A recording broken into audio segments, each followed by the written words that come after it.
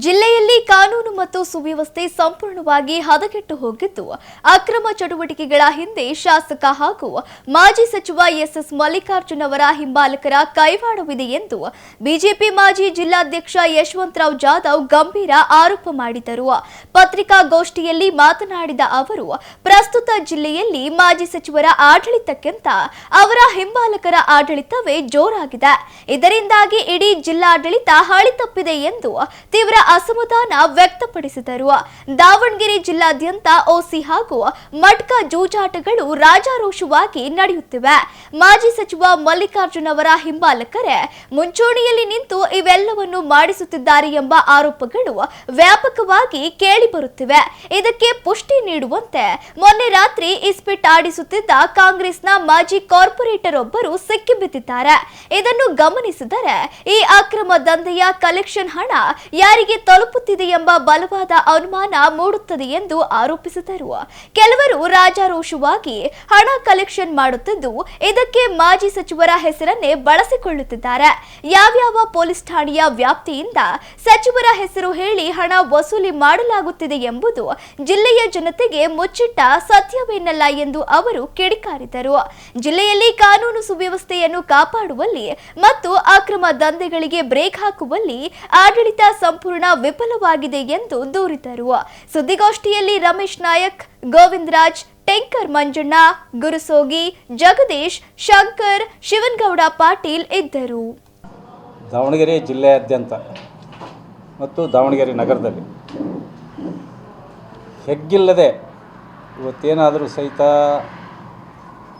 2 number ದಂಧೆಗಳು, ಇಸ್ಪೆಟ್ ಇರ್ಬೋದು, ಓಸಿ ಇರ್ಬೋದು, ಏನು ಅಕ್ರಮ ಚಟುವಟಿಕೆಗಳು ಏನು ಇದ್ದಾವಲ್ಲ, ದುಡ್ಡು ಮಾಡೋದಕ್ಕೆ ಗಾಂಜಾ, ಅಫೀಮು, ಚರಸ್, ಡ್ರಗ್ಸ್ ಈ ಥರದವು ಏನಿದ್ದಾವೆ ಅವನ್ನೆಲ್ಲ ನಾವು ಕೇಳ್ತಿದ್ವಿ. ಬಿಹಾರ, ಉತ್ತರ ಪ್ರದೇಶ ಈ ಥರ ರಾಜ್ಯಗಳಿಗೆ, ಆಮೇಲೆ ಪಂಜಾಬ್ ಒಳಗೆ ಅಲ್ಲಿ ಭಾಳ ಯಥೇಚ್ಛವಾಗಿ ನಡೀತೈತಿ. ಅಲ್ಲಿ ಯಾರೂ ಹೇಳೋರಿಲ್ಲ ಕೇಳೋರಿಲ್ಲ ಅಂತಕ್ಕಂಥದ್ದನ್ನು ನಾವು ಪತ್ರಿಕೆ ಮುಖಾಂತರ, ಸುದ್ದಿ ಮಾಧ್ಯಮದ ಮುಖಾಂತರ ಈ ರೀತಿ ವಿಚಾರಗಳನ್ನು ಕೇಳ್ತಿದ್ವಿ. ಆದರೆ ಇವತ್ತು ಅವೆಲ್ಲ ದಂಧೆಗಳು ದಾವಣಗೆರೆ ನಗರದಲ್ಲಿ ಮತ್ತು ಜಿಲ್ಲೆಯಲ್ಲಿ ಯಾವುದೇ ಒಂದು ಕಾನೂನಿನ ಭಯ ಇಲ್ಲದೆ ಎಲ್ಲ ರೀತಿಯ ಅಕ್ರಮಗಳ ತಾಣ ಆಗಿದೆ. ಅಂದರೆ ಅದಕ್ಕೆ ಕಾಂಗ್ರೆಸ್ಸಿನ ಇವತ್ತಿನ ಆಡಳಿತ ವೈಫಲ್ಯ ಅಂತಕ್ಕಂಥದ್ದು ಎದ್ದು ತೋರಿಸ್ತಾ ಐತಿ. ಅದಕ್ಕೆಲ್ಲ ಮೂಲ ಕಾರಣಕರ್ತರು ಮಾಜಿ ಸಚಿವರಾಗಿರ್ತಕ್ಕಂಥ ಎಸ್ ಮಲ್ಲಿಕಾರ್ಜುನ್, ಹಾಲಿ ಶಾಸಕರು.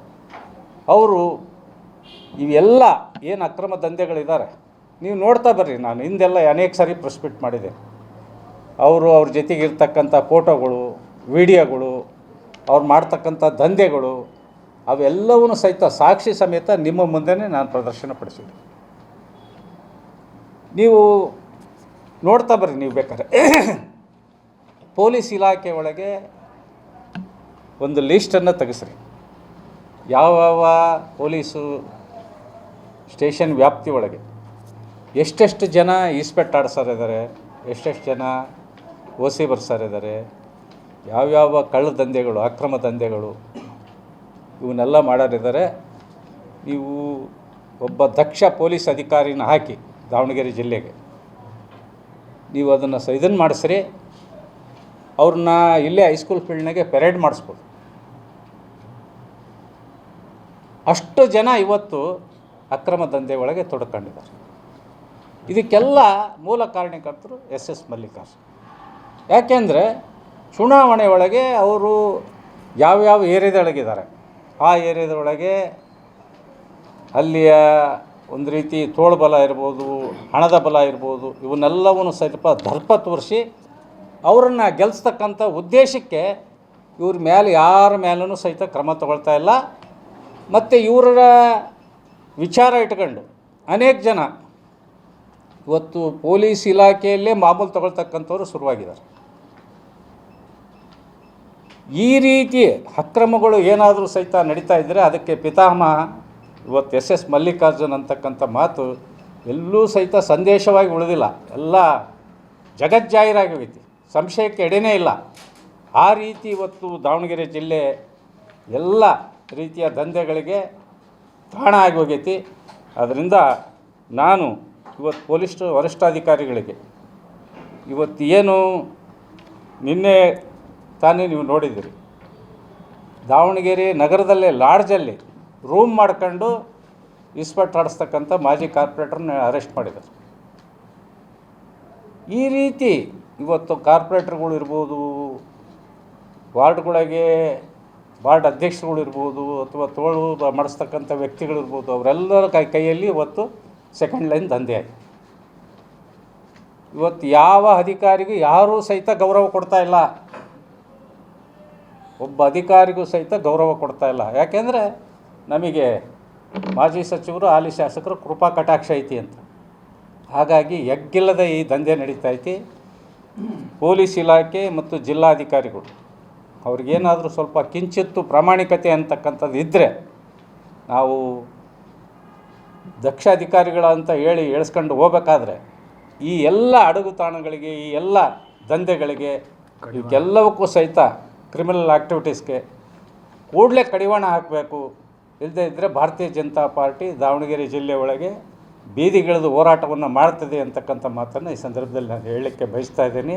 ಅದರಿಂದ ಇವತ್ತೇನು ಮಲ್ಲಿಕಾರ್ಜುನವರು ಭಾಳ ನಾನು ಸತ್ಯ ಹರಿಶ್ಚಂದ್ರ, ನನ್ನಂಥ ಅಭಿವೃದ್ಧಿ ಮಾಡಿದರೆ ಮತ್ತೊಬ್ಬರಿಲ್ಲ, ಹಾಗೆ ಹೀಗೆ ಅಂತಂದೇಳಿ ಏನು ಪತ್ರಿಕೆಗಳ ಮುಖಾಂತರ ತಾವು ಯಾವ್ಯಾವ ರೀತಿ ಮಾತುಗಳನ್ನು ಆಡ್ತಾ ಇದ್ದಾರೆ, ಅದನ್ನೆಲ್ಲವನ್ನು ಸತ್ಯ ಅಂತಕ್ಕಂಥದ್ದು ಮಾಡಿ ತೋರಿಸ್ಬೇಕಾದ್ರೆ ನೀವು ಓಪನ್ ಸ್ಟೇಟ್ಮೆಂಟ್ ಕೊಡ್ರಿ.